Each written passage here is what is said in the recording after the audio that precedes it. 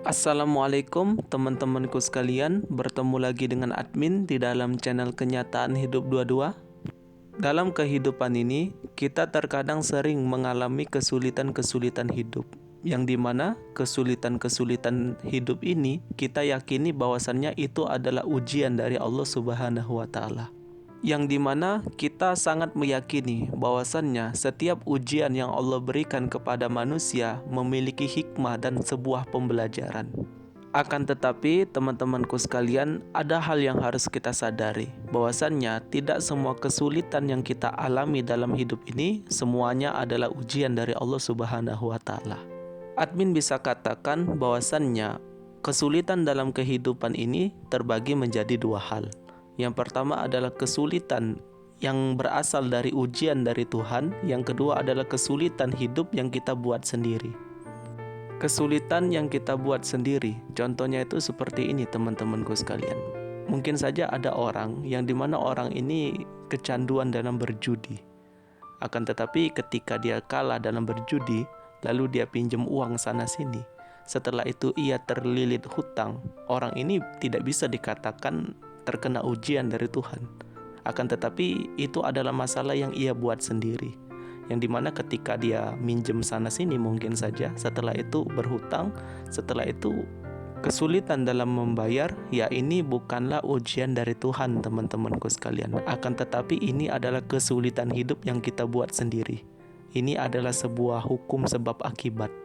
Sedangkan ujian dari Tuhan adalah sesuatu yang bersifat tidak terduga, yang dimana sesuatu yang tidak terduga ini teman-temanku sekalian seperti sesuatu yang di luar kendali kita, seperti kematian, setelah itu penyakit yang mungkin saja kita tidak menyadari hal itu, kecelakaan, atau mungkin saja musibah-musibah yang lain, yang dimana musibah ini datang dari luar diri kita, yang dimana hal tersebut tidak bisa kita kontrol dan tidak bisa kita kendalikan.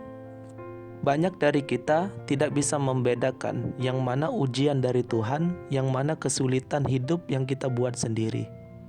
Terkadang dalam kehidupan ini, kita sering sekali salah dalam langkah. Seperti yang admin contohkan tadi, mungkin saja ada orang yang berjudi. Setelah itu, ia mendapatkan dampak negatif dari apa yang ia lakukan. Setelah itu orang ini merasa bahwasannya Tuhan itu tidak adil, Tuhan itu kejam, Tuhan itu begini, Tuhan itu begitu. Terkadang orang-orang seperti ini dia tidak bisa melihat tentang apa yang ia lakukan. Dia lebih suka menyalahkan nasib dan menyalahkan keadaan. Padahal itu semua adalah perbuatan yang ia lakukan. Seperti kata pepatah, apa yang kau tabur itu pula yang kau tuai. Jadi bisa kita ambil kesimpulan dan bisa kita ambil perenungan teman-temanku sekalian, ternyata dalam kehidupan ini kesulitan yang kita alami ternyata bukan serta-merta ujian dari Tuhan, akan tetapi banyak dari campur tangan diri kita sendiri, yang dimana dalam kehidupan ini kita sering sekali salah dalam melangkah. Ketika kita salah dalam melangkah, kita mendapatkan dampak negatif dari apa yang kita lakukan. Dan jangan sampai kita menjadi orang yang sering sekali mengutuk keadaan, mengutuk takdir, mengutuk situasi yang kita alami dalam kehidupan ini. Sedangkan bahwasannya itu adalah perbuatan dari diri kita sendiri.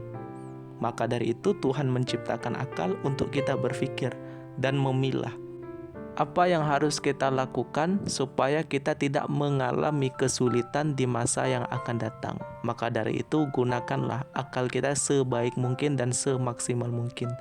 Dan jika kita sudah mengendalikan sesuatu itu dengan baik, ternyata ada sesuatu yang tidak bisa kita kendalikan, mungkin saja sesuatu yang di luar diri kita, di luar kemampuan kita, itu adalah ujian dari Tuhan. Maka dari itu jika kita mengalami hal tersebut, maka ada baiknya kita bersabar. Jadi bisa bedakan ya teman-temanku sekalian, yang mana kesulitan hidup yang berasal dari ujian dari Tuhan, yang mana kesulitan hidup yang kita buat sendiri. Semoga bermanfaat. Mungkin sampai sini saja penjelasan admin pada video kali ini. Lebih dan kurang admin mohon maaf. Kepoin terus channel admin karena masih banyak sekali seputar pemikiran Islam, filsafat Islam yang ingin admin bagikan untuk teman-temanku sekalian.